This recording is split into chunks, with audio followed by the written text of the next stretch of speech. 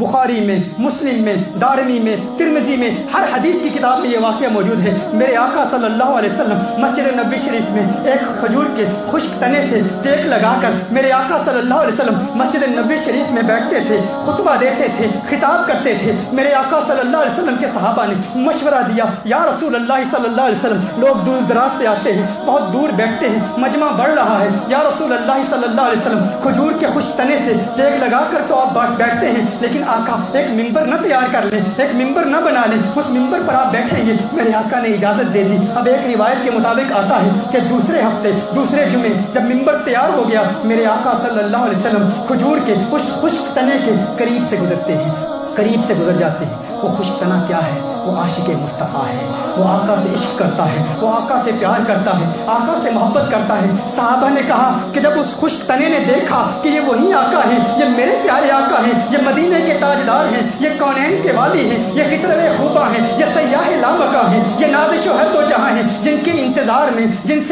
کے جسم کو چھونے کے لیے، جن کے جسم کو چومنے کے لیے میں پورا ہفتہ انتظار کیا کرتا تھا، آج میرا محبوب میرے آگے سے گزر گیا ہے، آج محبوب نے میری جانب دیکھا ہی نہیں۔ صحابہ کہتے ہیں وہ کھجور کا خشک تنا اس قدر رویا، چیخیں مار مار کے رو رہا تھا کہ اس کے رونے کی آواز پوری مسجد نبوی شریف میں پھیل گئی۔ اس قدر رویا، کہا کہ جس طرح اونٹنی کا بچہ اس سے جدا ہو جاتا ہے اور اونٹنی رکت کے ساتھ روتی ہے، اونٹنی رکت انگیز لہجے میں روتی ہے، جس طرح اونٹنی روتی ہے۔ کچھ صحابہ نے اونٹنی کی آواز بیان کی، کچھ صحابہ نے جس سمجھا، جس صحابی نے جو منظر دیکھا اپنے الفاظ میں بیان کر دیا۔ کسی نے کہا جس طرح ماں بیٹے سے جدا ہوتی ہے تو ماں روتی ہے، یا بیٹا ماں سے جدا ہوتا ہے تو بیٹا روتا ہے۔ کہا کھجور کا وہ خشک تنا جو اس طرح رو رہا تھا، اس کے رونے کی آواز پوری مسجد نبوی شریف میں پھیل گئی، اس طرح پھیل گئی کہ سارے صحابہ جو مسجد نبوی شریف میں موجود تھے ان پر بھی رکت طاری ہو گئی، ان پر بھی وجد طاری ہو گیا۔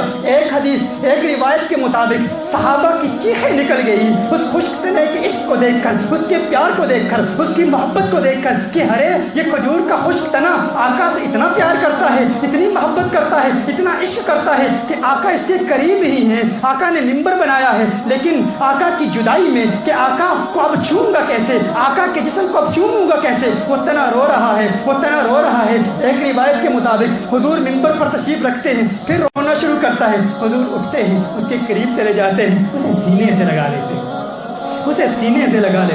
اس تنے کو سینے سے لگا لیتے ہیں۔ اب حضور کا کلام ہوتا ہے اس سے۔ ایک حدیث میں حضور نے ارشاد فرمایا کہ خدا کی قسم، اس رب کی قسم جس کے قبضہ قدرت میں میری جان ہے، اس اللہ کی قسم جس کے قبضہ قدرت میں میری جان ہے، اگر میں اسے چپ نہ کراتا نا تو یہ قیامت تک روتا رہتا۔ میرے آقا نے فرمایا ہے کھجور کے خشک تنے، تو مجھے یہ بتا تو کیا پسند کرتا ہے؟ اگر تو چاہتا ہے تو تجھے یہی دفن کر دے، اگر تو چاہتا ہے تو تجھے ایک مرتبہ پھر زندگی دے دے، اور اگر تو چاہتا ہے تو تجھے جنت میں نصب کر دے، اور اگر تجھے جنت میں نصب کیا تو میرے آقا نے ارشاد فرمایا اللہ کے ولی تیرے پھل کھائیں گے، اللہ کے ولی فَيَأْكُلُ مِن ثَمَرَاتِكَ فَيَأْكُلُ أَوْلِيَاءُ اللَّهِ مِن ثَمَرَاتِكَ، کہ اللہ کے ولی تیرے پھل کھایا کریں گے، اللہ کے ولی تیرے پھل کھایا کریں گے۔ کھجور کے اس خشک تنے نے جواب دیا، یا رسول اللہ مجھے جنت پیاری ہے، مجھے جنت میں رکھ لیجئے۔ میرے آقا صلی اللہ علیہ وسلم کے عاشق کہتے ہیں کھجور کے اس خشک تنے نے جنت کا انتخاب کیوں کیا؟ وہ اس لیے کیا، وہ جانتا ہے یہ دنیا فانی ہے، یہاں آقا کا دیدار ہوگا لیکن یہ دیدار ختم بھی ہو جائے گا، لیکن جنت میں تو ہمیشہ آقا کا دیدار کرتا رہوں گا۔ اس نے جنت میں رہنا پسند کیا اور اولیاء اللہ کو اپنے پھل کھلانا پسند کیا۔ سوال یہ پیدا ہوتا ہے کھجور کا خشک تنا جب تنا خشک ہو جاتا ہے تو وہ مر جاتا ہے، وہ زندہ کیسے ہو گیا؟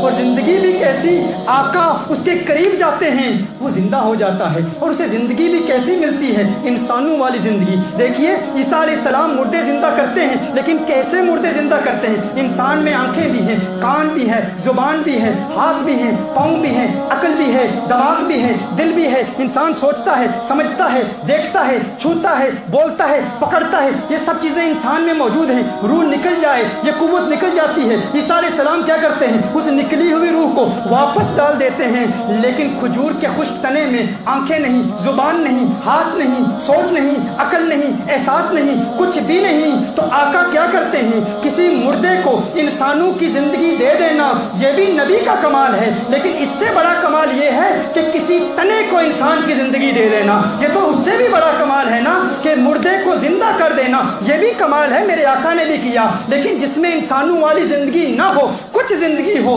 इंसानों वाली ना हो, उसे जिंदा कर देना, ये मेरे आका का कमाल है।